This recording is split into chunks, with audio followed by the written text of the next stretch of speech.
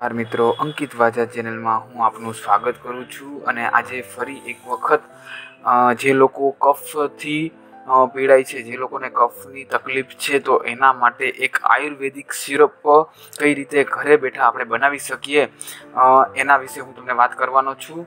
તો વિડીયોને છેલ્લે સુધી જોજો, જેથી કરીને તમને બધી જ માહિતી મળી શકે કઈ સામગ્રી યુઝ કરવાની છે, આમાં ઉપયોગમાં લેવાની છે અને એ સામગ્રીનો કઈ રીતે ઉપયોગ કરવાનો છે।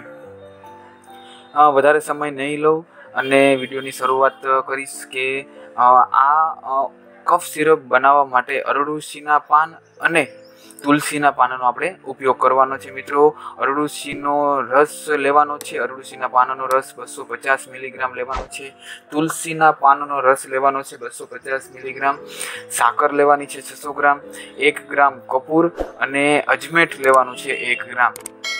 આ બધી જ સામગ્રી એકઠી થઈ જાય પછી એને કઈ રીતે આપણે સિરપમાં રૂપાંતર કરી શકાય એના વિશે હું તમને વાત કરી દઉં। તો તપેલીની અંદર 600 ગ્રામ જે સાકર છે એની અંદર પાણી ઉમેરી અને એને 1.5 તારની ચાસણી થાય ત્યાં સુધી ઉકાળવાનું છે। આ ચાસણીમાં કપૂર અને અજમેઠ નાખી દેવાનું છે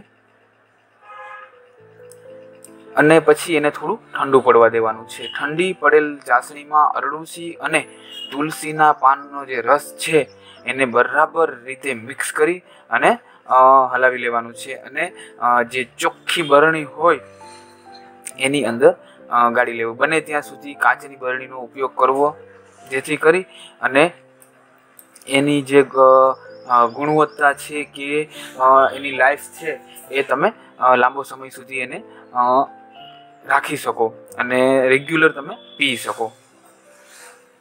હવે એનો ઉપયોગ કઈ રીતે કરવાનો છે, તો કે શરદી થઈ હોય, ઉધરસ થઈ હોય કે કફ હોય, એના માટે આ જે કફ સિરપ આપણે બનાવેલો છે એ ઉપયોગમાં લઈ શકાય છે।